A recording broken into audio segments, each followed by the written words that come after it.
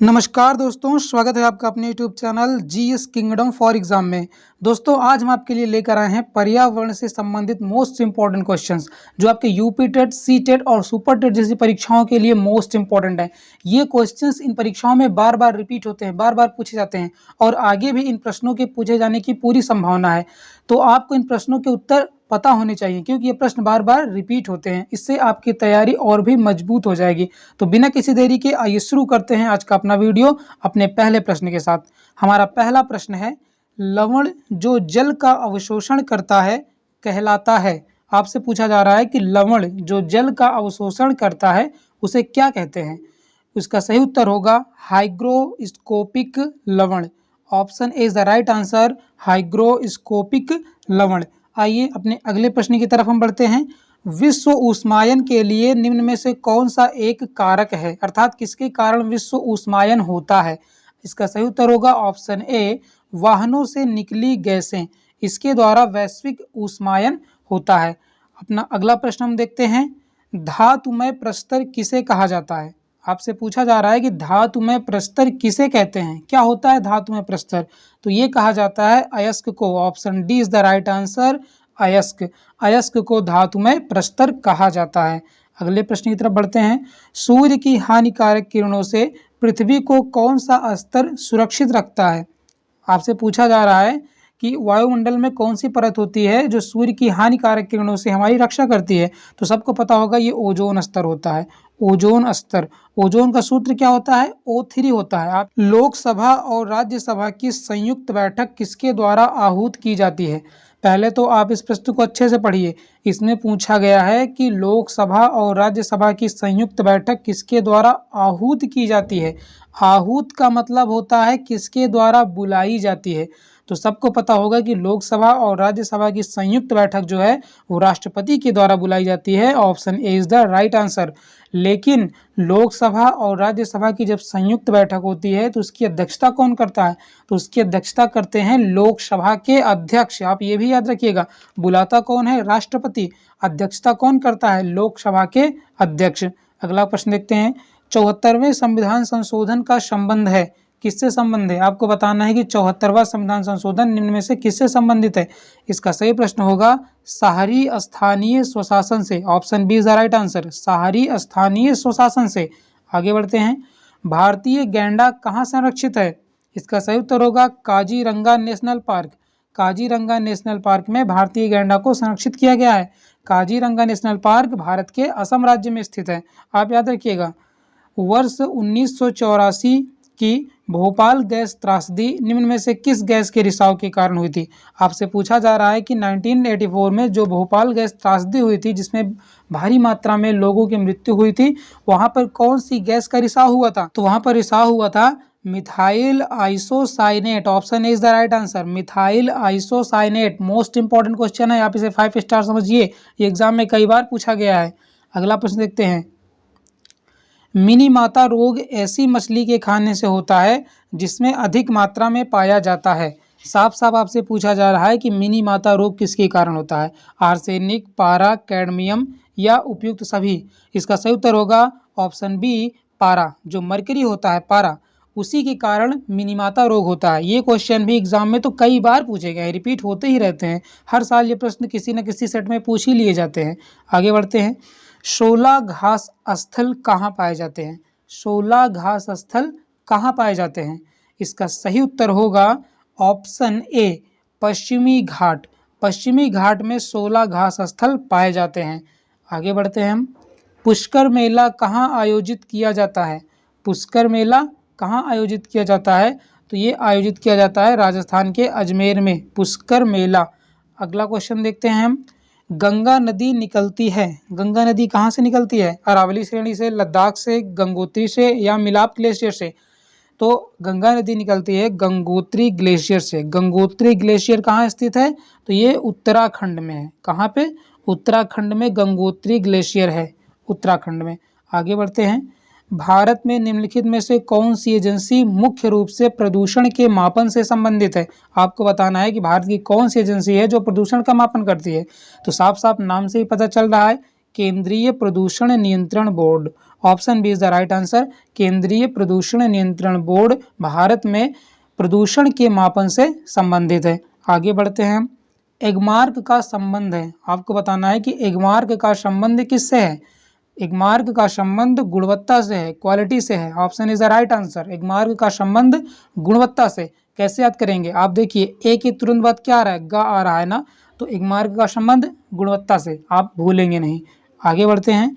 घास भूमि क्षेत्र के परितंत्र की खाद्य श्रृंखला में सबसे उच्च स्तर के उपभोक्ता होते हैं, कौन होते हैं।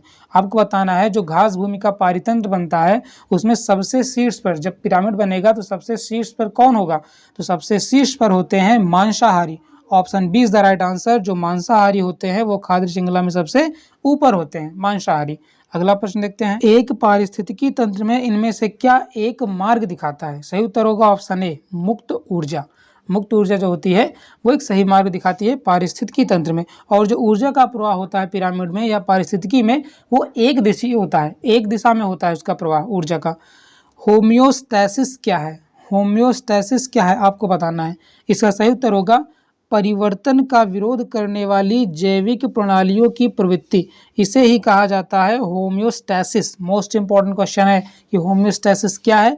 परिवर्तन का विरोध करने वाली जैविक प्रणालियों की प्रवृत्ति को होम्योस्टैसिस कहा जाता है। अगला प्रश्न देखते हैं हम। खाद्य श्रृंखला जिसमें सूक्ष्म जीव प्राथमिक उत्पादकों द्वारा निर्मित भोजन को विघटित करते हैं वह क्या है, उसे क्या कहा जाता है। उसे कहा जाता है डेट्राइटस खाद्य श्रृंखला। Option B is the right answer. Detritus खाद्य श्रृंखला। आगे बढ़ते हैं हम। मिट्टी की उर्वरता को इसकी कौन सी क्षमता से मापा जाता है। मिट्टी की उर्वरता को इसकी कौन सी क्षमता से मापा जाता है। सही उत्तर है ऑप्शन डी, जीवन काल को प्रोत्साहन देने की क्षमता, इसी से ही मिट्टी की उर्वरता को मापा जाता है। इसलिए सही उत्तर हो जाएगा ऑप्शन डी, जीवन काल को प्रोत्साहन देने वाली क्षमता। आगे बढ़ते हैं। नदी का पानी जमा करता है, क्या जमा करता है नदी का पानी। जो नदी का पानी होता है वो जलोढ़ मिट्टी जमा करता है। Option B is the right answer, जलोढ़ मिट्टी। निम्नलिखित में से कौन मरुस्थलीकरण का मुख्य कारक है। आपको बताना है कि इनमें से किसके कारण मरुस्थलीकरण होता है। तो क्या पर्यटन के कारण होगा, नहीं होगा। सिंचित कृषि के कारण होगा, नहीं होगा। सही उत्तर होगा अत्यधिक चराई के कारण। अत्यधिक चराई के कारण मरुस्थलीकरण होता है। आगे बढ़ते हैं। भारत के जैव रूपों में बहुत विभिन्नताएं क्यों हैं। भारत का जो जैव स्वरूप है उसमें इतनी बायोडाइवर्सिटी क्यों है। तो इसका सही उत्तर होगा ऑप्शन ए, विशाल आकार और विविधताओं के कारण। Option is the right answer. विशाल आकार और विविधताओं के कारण भारत के जैव रूपों में बहुत भिन्नताएं होती हैं। आगे बढ़ते हैं। सुंदरी पेड़ किस प्रकार के जंगलों में होता है। आपको बताना है सुंदरी पेड़ किस प्रकार के जंगलों में होता है। इसका सही उत्तर होगा option D, mangrove one. Mangrove one कहाँ पाए जाते हैं, ये सुंदरवन का जो डेल्टा है उस क्षेत्र में मैंग्रोव वन पाए जाते हैं। सुंदरवन का डेल्टा किन दो नदियों के मिलने से बनता है, गंगा और ब्रह्मपुत्र, याद रखना। और जो सुंदरवन का डेल्टा है पूरे विश्व का सबसे बड़ा नदी डेल्टा है, आप ये भी याद रखना। उष्णकटिबंधीय सदाबहार जंगलों को क्या प्रतिबंधित करता है। उष्णकटिबंधीय सदाबहार जंगलों को क्या प्रतिबंधित करता है, ये प्रतिबंधित करता है वर्षा। Option B is the right answer, वर्षा। यदि व्यक्ति अपने शरीर में वसा के जमाव को कम करना चाहता है तो उसे, सिंपल सी बात आपसे पूछा जा रहा है कि अगर कोई व्यक्ति चाहता है कि उसके शरीर में वसा का, फैट का जमाव ना हो तो उसे क्या करना चाहिए। इसका सही उत्तर होगा ऑप्शन डी, विटामिन और खनिजों से भरपूर भोजन लेना चाहिए। उसे जंक फूड नहीं खाना चाहिए, विटामिन और खनिजों से भरपूर भोजन लेना चाहिए ताकि उसके शरीर में फैट का जमाव ना हो। आगे बढ़ते हैं। निम्नांकित में से सबसे प्रदूषित नदी है, इनमें से सबसे प्रदूषित नदी कौन सी है, आपको बताना है। सबसे प्रदूषित नदी है Swarnarekha. Option B is the right answer. जो स्वर्णरेखा रिवर है वो सबसे प्रदूषित नदी है इनमें से। आगे बढ़ते हैं। पारिस्थितिकी ग्रीक भाषा ... और से मिलकर बना है। आपको बताना है कि इनमें से किस शब्द से पारिस्थितिकी बना है। ये बना है ओइकोस से। Option A is the right answer. Ecosophy शब्द किसके द्वारा दिया गया था। इकोसाफी शब्द पूछ रहा है, आप क्वेश्चन को ध्यान से पढ़िए। इकोसाफी शब्द किसके द्वारा दिया गया है, ये दिया गया है अर्निस्ट नेस के द्वारा। Option C is the right answer, Arne Naess. पारिस्थितिकी तंत्र में उत्पादकता से क्या तात्पर्य है। अर्थात पारिस्थितिक तंत्र में उत्पादकता से क्या तात्पर्य पूछा जा रहा है कि मतलब क्या है उत्पादकता से, तो ये मतलब है पेड़ पौधों से, क्योंकि पेड़ पौधों में क्लोरोफिल पाया जाता है जो प्रकाश ऊर्जा को रासायनिक ऊर्जा में बदलने में सहायता करता है, जिसके कारण पेड़ पौधे स्वयं प्रकाश की ऊर्जा से अपना भोजन कार्बनिक पदार्थों के रूप में बना लेते हैं। इसी कारण पेड़ पौधों को स्वपोषी और उत्पादक कहा जाता है। आगे बढ़ते हैं। प्रकृति में पोषण का चक्रणदाता किसे कहा जाता है? प्रकृति में पोषण का चक्रणदाता किसे कहा जाता है? देखो, जो पोषण होता है चक्रणदाता अर्थात कौन उसको एक चक्र के रूप में बदलता है, तो ये बदलते हैं अपघटक, जो सड़े गले मृत पदार्थों को सरल कार्बनिक पदार्थों में बढ़ित कर देते हैं, फिर से वहाँ पे पेड़ उगेगा, फिर से एक चक्र बनेगा। तो इसीलिए अपघटक को प्रकृति का सफाई कर्मी या मेहतर भी कहा जाता है। ये भी आप याद रखिएगा, ये क्वेश्चन भी आपके टेट एग्जाम में पूछा गया है कि प्रकृति का सफाई कर्मी किसे कहा जाता है? अपघटक को। एक क्वेश्चन पूछा गया था यूपी पीसीएस में कि प्रकृति का मेहतर किसे कहा जाता है? ये भी कहा जाता है अपघटक को, आप ये भी याद रखिएगा। आगे बढ़ते हैं। परितंत्र में ऊर्जा का पिरामिड कैसा बनता है? हमने अभी आपको बताया था ना कि ऊर्जा का जो प्रवाह होता है वो एक दिशीय होता है, इसलिए जो परितंत्र में ऊर्जा का पिरामिड बनेगा वो सदैव सीधा बनेगा। Option A is the right answer. Option A is the right answer, हमेशा सीधा बनता है ऊर्जा का पिरामिड। आगे बढ़ते हैं। खाद्य जाल में ऊर्जा का प्रवाह होता है, कैसा होता है? अभी बताया ना कि एक दिशीय होता है। ऊर्जा का जो प्रवाह होता है खाद्य श्रृंखला में वो एक दिशीय होता है। Option D is the right answer. खाद्य स्तर में दूसरे खाद्य स्तर में जाने पर ऊर्जा का ह्रास होता है।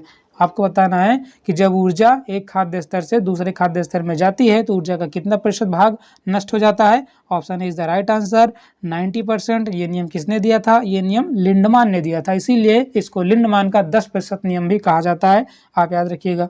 आगे बढ़ते हैं। ऑक्सीजन चक्र के संचालन का मुख्य कारण है। ऑक्सीजन चक्र के संचालन का मुख्य कारण क्या है?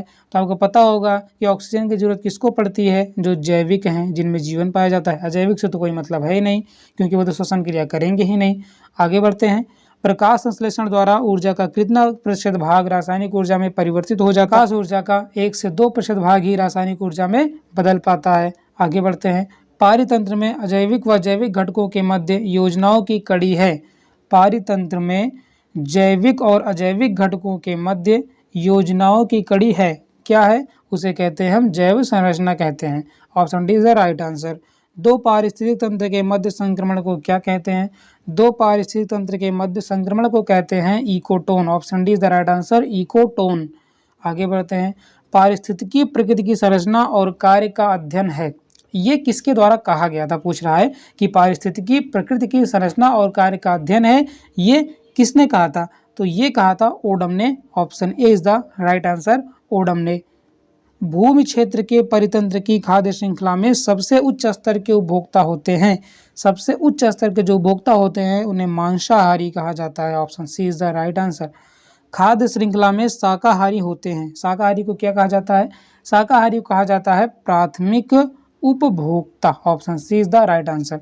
तो दोस्तों, ये थे 40 मोस्ट इंपॉर्टेंट क्वेश्चन जो आपके टेट एग्जाम में बार बार पूछे जाते हैं। आप इनको जरूर याद कीजिएगा, इससे आपकी तैयारी का भी रिवीजन हो जाएगा। और अगर आपको वीडियो पसंद आई हो तो वीडियो को लाइक जरूर कर दीजिएगा, और आपको वीडियो कैसे लगी आप कमेंट बॉक्स में जरूर बताएं। चैनल पर नए हैं तो चैनल को सब्सक्राइब करके वीडियो को दोस्तों के साथ शेयर जरूर कीजिएगा। तो मिलते हैं किसी नेक्स्ट वीडियो में किसी नेक्स्ट टॉपिक पर, तब तक के लिए जय हिंद, जय भारत।